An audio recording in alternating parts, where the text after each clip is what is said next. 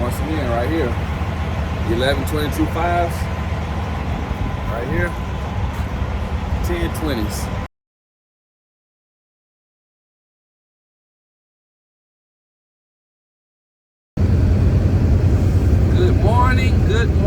Good morning. Happy Monday morning to all my good people out there. Hope everybody is having a great morning so far. I most certainly is. It's Monday morning, kind of chilly outside, something like 33 degrees or something like that. And we started our day off right here in the great city of Dublin, Georgia. About to fill up both of these tanks on the truck this morning. The sign says 369. Let's see, yep, 369 for fuel, but we're paying 358. So a good 11-cent discount. Hey, like I say, anything is better than nothing. You know, we're gonna get these tanks filled up. Then we're gonna go down to Savannah today to the yard and drop this trailer on the yard and bobtail in the port to pick up a load going up to the Atlanta area, like always. So, truck been running good this morning. I got my mirror installed on here yesterday that came in the mail the other day, so I'm able to, I don't have a mirror that's all over the place on my passenger side right now. Here y'all look at it. There she goes. I gotta set it. She needs to be set because when I was coming down the road, I got the top mirror in too far, so it really wasn't no good. I was using the bottom mirror to make sure I got past the truck on my right side, you know, make sure I didn't come over on them. So I gotta set that mirror out some, but it came out pretty good. It didn't come out like I wanted to. It's kind of off. It kind of wasn't made. I need to cut something off of the bar, you know, in order to make it fit good, but hey, it'll work. So I mean, that's a 2005 truck. It ain't perfect, but anyways, I'm gonna get my fuel card out here. Let's go out here and get some of this good petrol.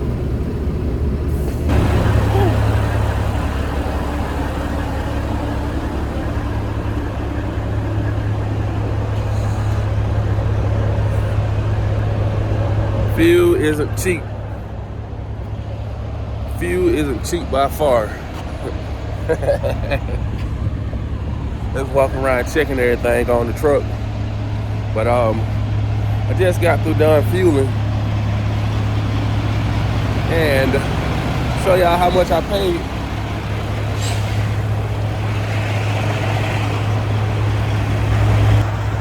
Yep. Oh, $710.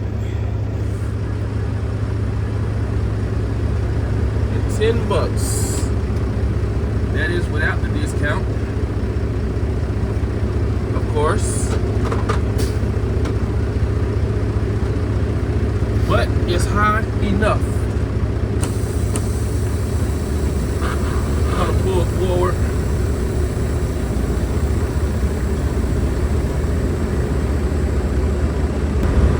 Well, we got our mirror set. We are full of fuel. So we about to hop on I-16 eastbound. Get on down here to Savannah. And try to get in and out this port before it gets too crazy.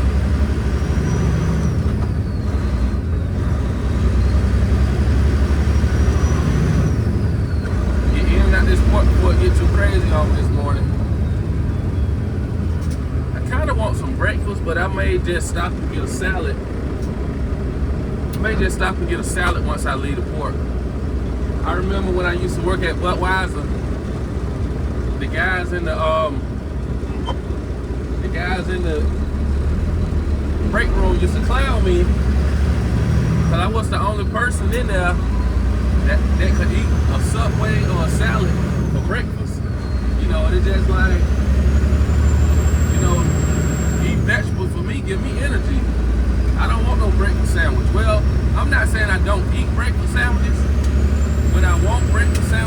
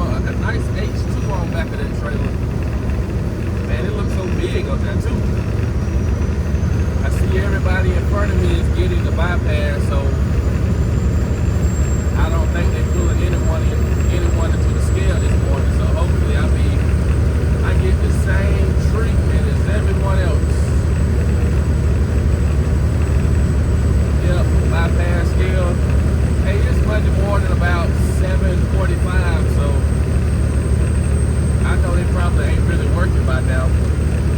I just passed one in a Dodge Challenger sitting on top of the bridge back at exit 132. I noticed he sit up there a lot. So a lot of times when I come past exit 132, or I'm coming up to 132, I know to be on my P's and Q's because he sit up there a lot of times. And he got binoculars so he can see down the road. So you coming past mile marker 132 on I-16, be on your P's and Q's. But let's get on up here. I gotta check my GPS to see how bad the traffic is up here at I-16 and 95. A lot of times it'll be a backup right there. So I see you once we get up there. And just like I expected to happen, we have ran into our first little bit of traffic right here at I-16 and 95. It's like pretty much you can count on this every morning around this time. If you get down here about 5 or 6 o'clock, you won't run into this. If you get down here about 9 o'clock, you won't run into this, you know. So a lot of times I will try to leave a little early or a little late because I know once I get down here, this is going to be right here. Matter of fact, on both ends, on the 75 and 16 side, you will run into traffic early in the morning, and the same down here at 95 and 16. But we should. GPS was trying to put me off, go another way, you know, back down Cooler Parkway, but I didn't feel like going through all those red lights. Sometimes you just have to be patient.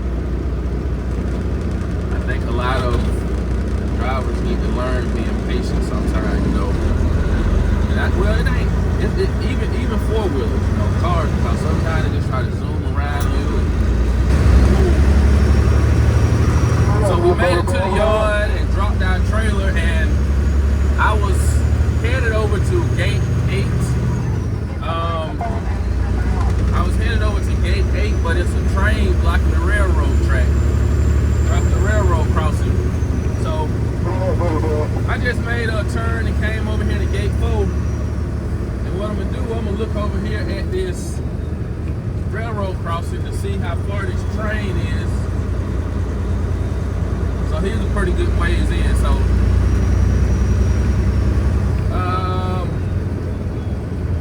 looks backed up over there at gate 8 anyways.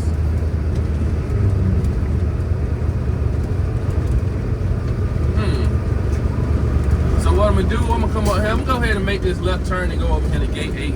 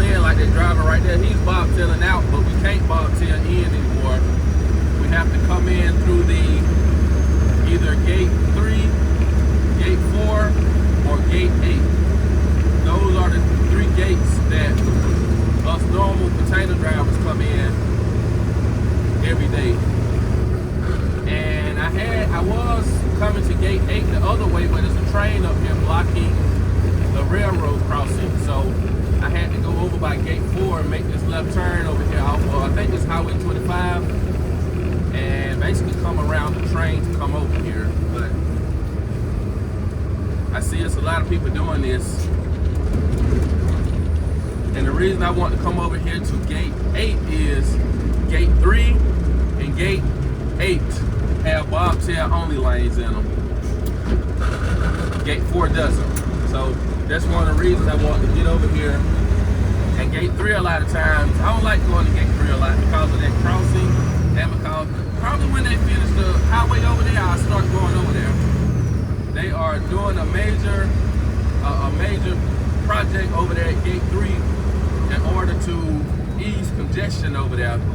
But once they get that done, it's gonna be a real good gate to go in and out of. But right now, oh, it's a headache. So we're gonna come over here right here to Gate 8. Come in, I just gotta go find a chassis, so it got me in a good area to be able to get to the chassis yard real easy. I think we'll go right here, follow this other bobtail, and hopefully I didn't choose the wrong lane, because that guy over there in the middle lane, he is already in, so I didn't choose wrong, but bobtail, right lane only. Come up here and scan my twig.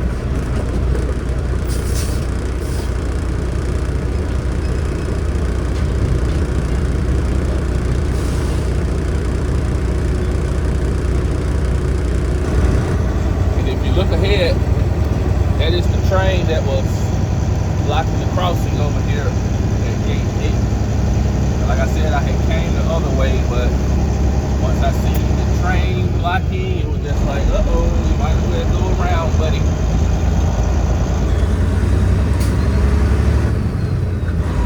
So it's pretty empty over here right now. We're gonna get up here and pull on the scale, then hopefully, it shouldn't be too hard to find a chassis. Bobtail only.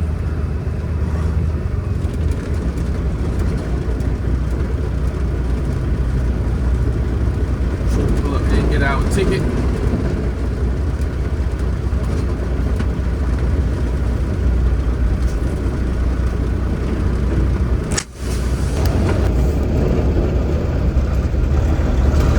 Alright, so we got our ticket. I was just staring at this driver like, why in the world is he stopped up here at the, why in the world is he just stopped up here at the interchange? I guess he waiting on somebody to come out, but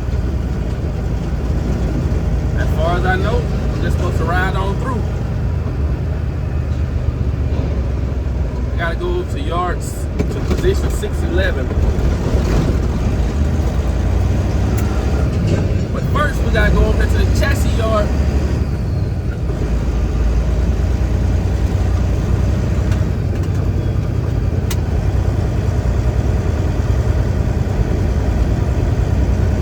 Monday morning. I know a lot of times when I come down here early on Monday mornings, it don't be as many people. And if you combine that with the fact that rates suck right now and trucking in general and the economy in general is slow, they add up to the port not being busy at all. Which is good for me trying to get in and out of here, but in the long run, it's not good for me because rates suck. Rates really suck ass right now. Put it on me, baby.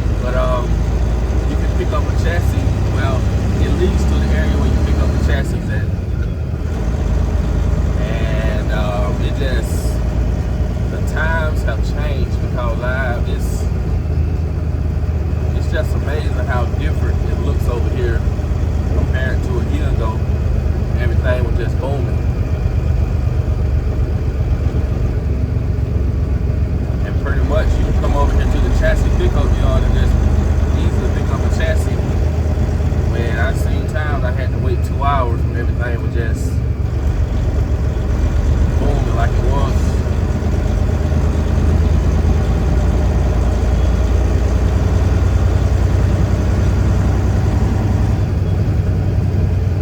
So we gotta find a 40 footer, and I'm looking for one with 1122 fives on it. I don't want the 1020s.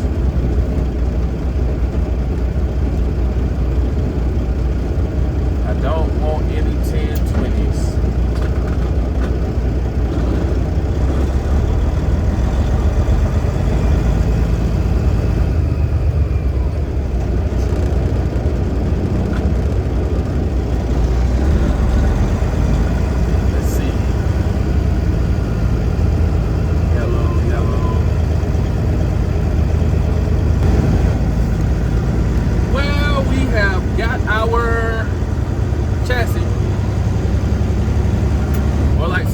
We have got our chastity, and we've headed over here to 611 or 611, like the country people say. And if you look over here, it's a bobtail. It's a couple bobtails in line over there, and that's the reason I try to avoid gate 4 when I have to bobtail in, because there isn't a bobtail line. So you gotta wait with the rest of the trucks. Just like you have a chassis behind you or a chastity behind you.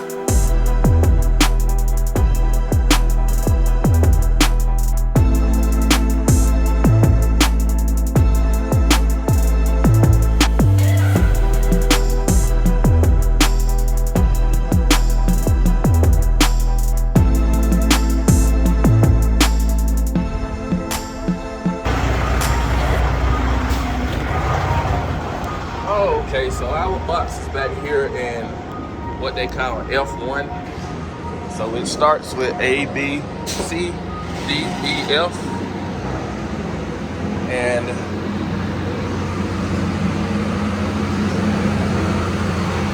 this is our box right there.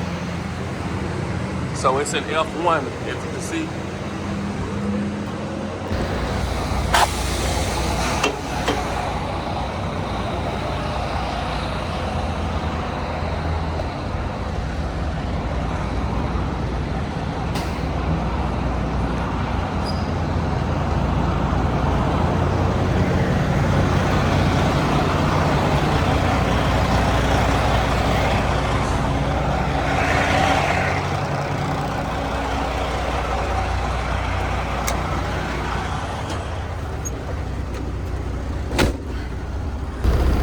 Yeah, so basically, it's a hurry up and wait scenario right about now. Well, I actually take that back because we have a crane moving up here. But I guess luckily for me, we have a port truck in front of us, and they don't like those guys waiting that long. So I'm sitting right behind him because it's like 3 or 4 trucks back there that he just skipped over, I'm guessing, to come up here and get him, and I'm right behind him. So it might be my lucky day. We're gonna see.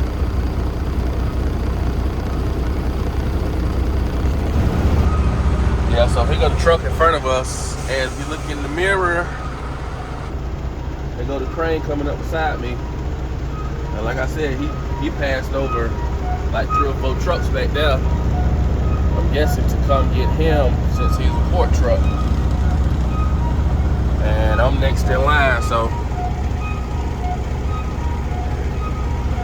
are out of this hellhole. Even though it was a pretty good day, I'm just glad to be out of it. Anytime I come out the port, I'm glad to be out of it. Back when I first started pulling containers, my second ever job, it was called OTD. And I would stay down here sometime all day long to pull containers out the port. But it wasn't as bad as it is now because, I mean, you could easily come in this thing and I could be pulled out 3 or 4 containers before lunchtime. But now, in my opinion, it's way worse than what it used to be. Turning signals, yep, we got all this turning signals. I gotta stop up here and add my new chassis until my E-log. Basically, it ain't in the system. So we'll stop up here on the home route to get that did.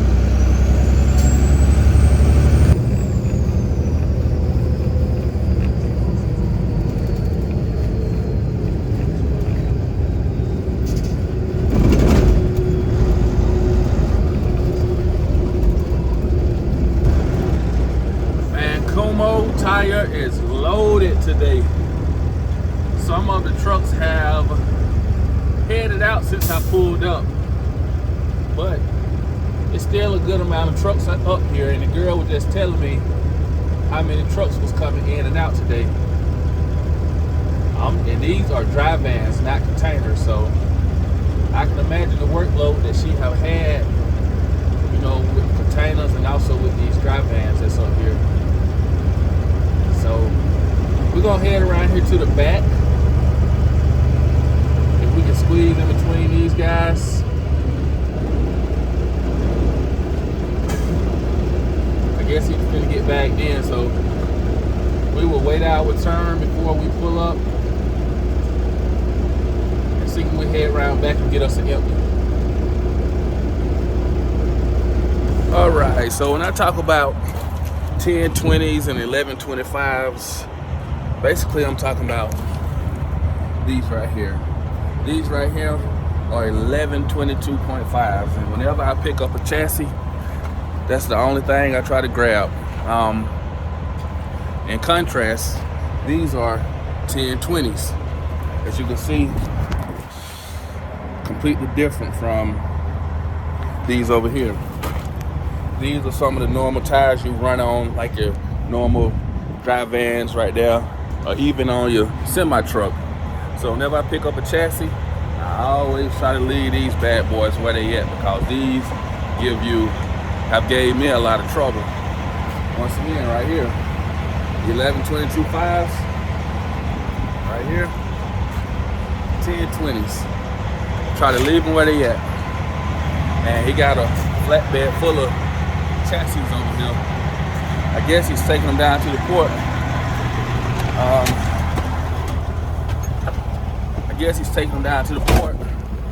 But as you can see, that's a 1020. Try to leave that mess where it's at right there. Back when I started pulling containers back in 2014, I barely seen any 22.5s out there. I would pull those and I would be pulling container grossed out at 52, 53,000 over the Opelika to the Kia plant, West Point, all the area over there. Container grossed out at 52, and I didn't have anything but tire issues. If I had an opportunity to grab, we barely had opportunities to grab 22.5s back then. About toward when I left containers the last time and went over to Budweiser, OTD Logistics was just starting to get chassis with the radar tires on. But at that point, everything had kind of slowed up, and I was just over the container industry at the time. But once I came back the last time, well this time, once I came back this time, you see more 22.5s than you see 1020s out there. So that's really a good thing. But I want y'all to like this video, comment, subscribe to the channel. I'm back recording. I feel good. Try to start posting more videos. I'm about to take it in, go to the house. My kids will be getting off the bus within the next hour or so. Just gonna go home, see what's on the list to cook tonight. See what my wife gonna cook, and I'm about to go home and chill out. I appreciate y'all for watching, and I'll see y'all on the next one.